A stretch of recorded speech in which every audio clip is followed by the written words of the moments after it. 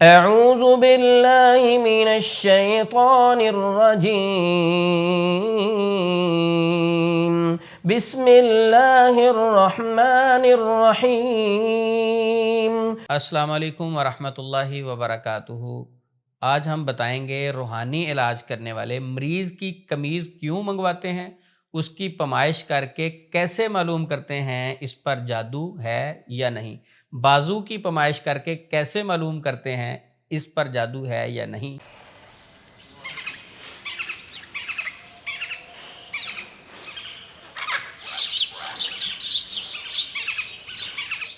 آپ دیکھ رہے ہیں Usman Yazmani official YouTube channel peace and light. ہم اپنی بے شمار ویڈیوز میں یہ بات کر چکے ہیں کہ کبھی بھی روحانی علاج کرنے والے کو اپنی قمیض نہ دو۔ اگر وہ پیمائش کے لیے مانگتا ہے، سونگھنے کے لیے مانگتا ہے، پسینے والے کپڑے مانگتا ہے، کبھی نہ دو۔ اس پہ بھی انشاءاللہ بات کریں گے کہ وہ معلوم کیسے کرتے ہیں، یہ بھی ہم انشاءاللہ ڈیٹیل سے بتائیں گے۔ دوسرا، آپ سے تصویریں مانگے، کبھی نہ دو تصویریں۔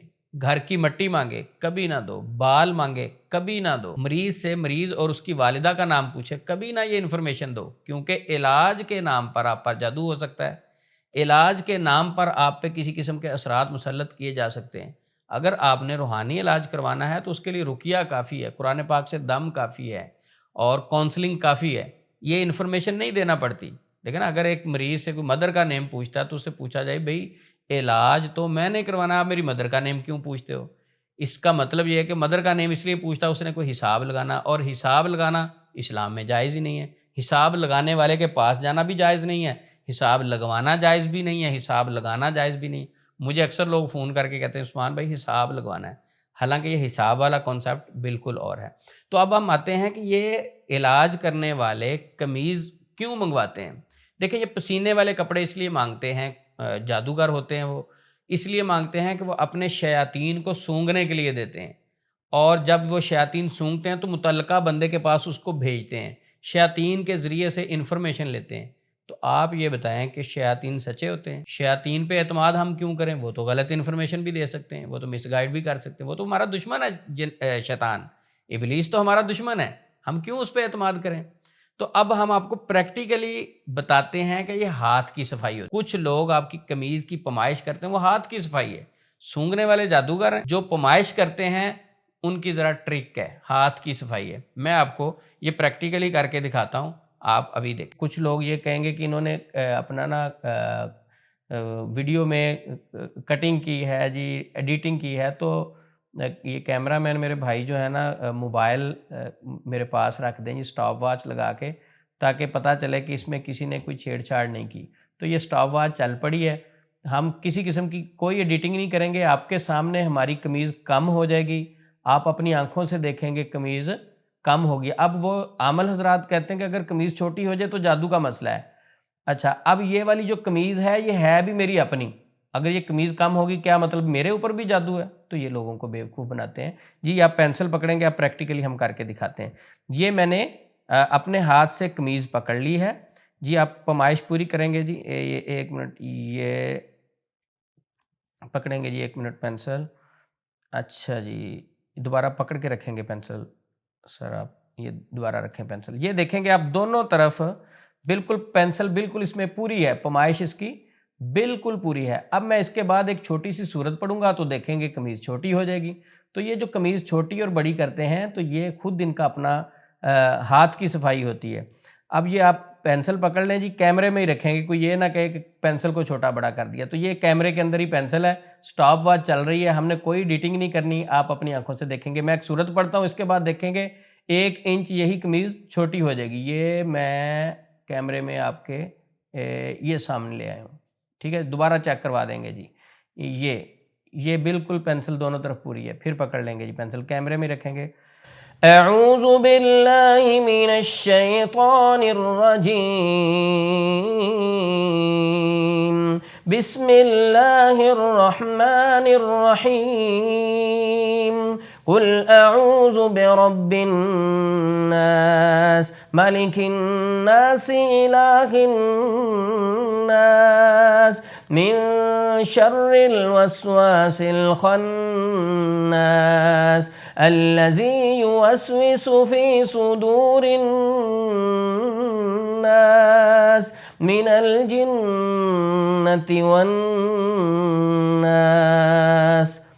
اچھا یہ اس طرح صورت پڑھ کے پھونکیں گے. اس کے بعد دیکھیں آپ نے دیکھی ہے کیمرے میں ہی قمیض تھی تو میں ہاتھ کو قمیض کو چھوڑ کر ہاتھ اپنے آگے نہیں لے کے آیا, لیکن ابھی وہی پینسل ہے وہی قمیض ہے. آپ اپنی آنکھوں سے دیکھیں گے جی یہ دوبارہ یہ دیکھیں جی کتنا قمیض میں فرق پڑ گیا جی. یہ تھوڑا سا یہ 1 انچ کا فرق پڑ گیا. یہ 1 منٹ یہ روک کے رکھیں گے. یہ دیکھیں پہلے بالکل پوری آ رہی تھی, اب یہ 1 انچ کا فرق پڑ گیا ہے.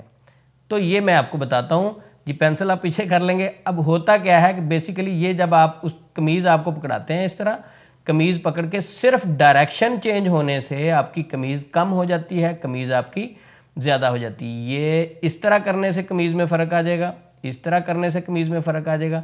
حالانکہ انہوں نے قمیض چھوڑ کے ہاتھ آگے پیچھے نہیں کیے, ٹھیک ہے, انہوں نے ادھر سے قمیض پکڑی. آپ جب آپ کو کہیں گے ایسے پکڑ کے رکھے, پڑھتے رہیں گے, جب آپ کے ہاتھ تھک جائیں گے تو ظاہر بات ہے اس کی ڈائریکشن چینج ہوگی. یہ والی ڈائریکشن جو ہے اس کے چینج ہونے سے ہی آپ کی قمیض چھوٹی اور بڑی ہو جاتی ہے. اچھا جب یہ چھوٹی قمیض ہوتی ہے تو وہ فوری طور پہ کہتے ہیں دیکھیں آپ پر جادو ہے. تو آپ بھی پریشان ہو جاتے ہیں کہ قمیض تو میں نے اپنے ہاتھ سے پکڑی تھی, پوائنٹر کو بھی انہوں نے کچھ نہیں کیا, اس کا مطلب ہے جادو ہے. تو اس طرح کے وہم میں پڑنے کی ضرورت نہیں ہے, نہ ہی اپنے بازو کے اوپر پمائش کروانے کی ضرورت ہے. کچھ لوگ بالشت کے ساتھ آپ کے بازو پہ نشان لگائیں گے اور اس کے بعد کہیں گے آپ کے بازو کا نشان دیکھیں یہ کم ہو گیا ہے یا زیادہ ہو گیا ہے تو اس وجہ سے آپ پہ جادو ہے. حالانکہ جادو والے مریض کی پھر بازو چھوٹی ہو جانی چاہیے, یعنی ایک بازو لمبی ہو دوسری چھوٹی ہو. یہ سارے بیوقوف بنانے والے ان کے طریقے ہیں. تو اس طرح کی چیزوں میں آپ نے نہیں پھنسنا. بار بار ہم تو کوشش کرتے ہیں آپ کو آگاہ کریں. اب دیکھیں یہ جو قمیض آپ دیکھ رہے تھے کہ ہاتھ کی صفائی سے کم اور زیادہ کی جا رہی تھی, دوسرا بندہ تو وہم میں پڑ گیا نا, خوف میں پڑ گیا اس سے. حالانکہ یہ کوئی طریقہ نہیں ہے, اس سے تو معلوم بھی نہیں ہوتا. میں کئی سال تک علاج کرتا رہا ہوں اور اس طرح چیک کرتا رہا ہوں, کیونکہ میں نے بھی تو اس طرح کے روحانی معالجین سے سیکھا, لیکن کوشش کی کہ ایسا کام کرنا جس سے لوگوں کو فائدہ ہو. تو یہ کام غلط تھا, ہم نے چھوڑ دیا. تو اب اس قمیض کے اوپر تھوڑا سا تبصرہ میں اس طرح بھی کرتا ہوں کہ اگر آپ کی قمیض کی پیمائش ہے 20 انچ, تھوڑی سی بات کو ٹیکنیکلی سمجھنا ہے. آپ کی قمیض فرنٹ سے ہے یعنی چوڑائی اس کی ہے 20 انچ.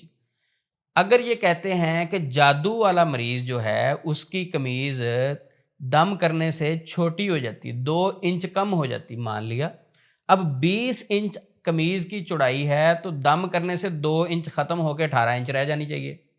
اچھا ایک دم سے 2 انچ ختم ہوگی, پھر دوسرے دم سے 2 انچ قمیض اور چھوٹی ہو جانی چاہیے. اچھا اب 20 میں سے 4 انچ گئے تو 16 انچ رہ جانی چاہیے. اچھا جب قمیض اتنی ٹائٹ ہو جائے گی, تنگ ہو جائے گی, سکڑ جائے گی, تو پھر تو جادو کے مریض کے بیچارے کے کپڑے دوبارہ سلوانے پڑیں گے سارے. اسی طرح اپوزٹ دیکھ لیں, کچھ لوگ کہتے ہیں سایہ ہو تو قمیض بڑی ہو جاتی. تو اگر قمیض بڑی ہو جاتی ہے دم کرنے سے, ایک شخص ہے اس کی قمیض ہے 20 انچ, اس کو ایک دم کیا 2 انچ کھل گئی, دوسرا دم کیا 2 انچ اور کھل گئی, 4 انچ ہو گئی, تیسرا دم, اس کے تو سارے کپڑے کھلے ہو جائیں گے. اسی طرح ہی بازو والا فنکشن ہے کہ بازو کی جو لوگ پیمائش کرتے ہیں ان سے پوچھیں کہ بھائی اگر آپ پیمائش کرتے ہیں, ایک بندہ ہے اس کی بازو ہے 2 فٹ کی, یعنی اس کی بازو ہے 20 انچ کی لگا لیں, تو دم کرنے سے 2 انچ بازو بڑی ہو جانی چاہیے اگر سایہ ہے. اگر جادو ہے تو 2 انچ سکڑ جانی چاہیے. اچھا پھر دم کیا 2 انچ اور بازو سکڑ جانی چاہیے, پھر دم کیا 2 انچ اور, ایک بازو جادو والے کی چھوٹی ہو ایک بڑی ہو یا دونوں چھوٹی ہو جائیں. اور بعد میں لوگ پوچھیں کیا ہوا جی اس پہ جادو تھا نا, 3 دم کروائے ہیں تو 6 انچ اس کی بازو دونوں چھوٹے ہو گئے. وہ ایسا نہیں ہوتا, یہ ساری ہاتھ کی صفائی ہے. خوفزدہ کرتے ہیں, غلط گائیڈ کرتے ہیں. تو اس طرح کے طریقوں سے اپنا ٹریٹمنٹ بھی نہ کروائیں, فائدہ ہونے کی بجائے نقصان ہوتا ہے. آپ ذہن میں رکھیں کہ اگر ایک فیملی ممبر یا میاں بیوی کسی روحانی علاج کرنے والے سے اپنا علاج کروا رہے ہیں, کیا اس کا اس کے بچوں پہ اثر نہیں ہوتا؟ کیا بچے ساتھ نہیں ہوتے, بچے نہیں دیکھتے؟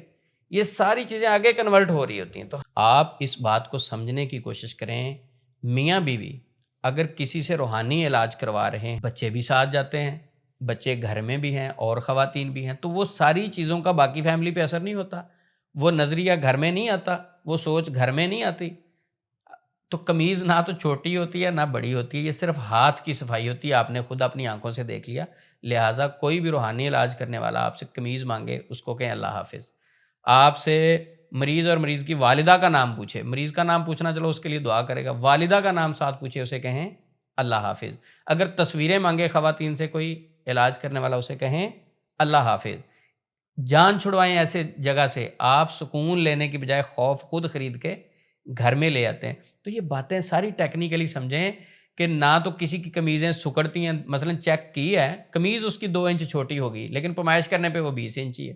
پہلے بھی 20 انچ تھی، بعد میں بھی 20 انچ تھی، لیکن وہ پمائش والی جگہ کم زیادہ ہوگی. تو یہ ہاتھ کی صفائی ہوتی ہے.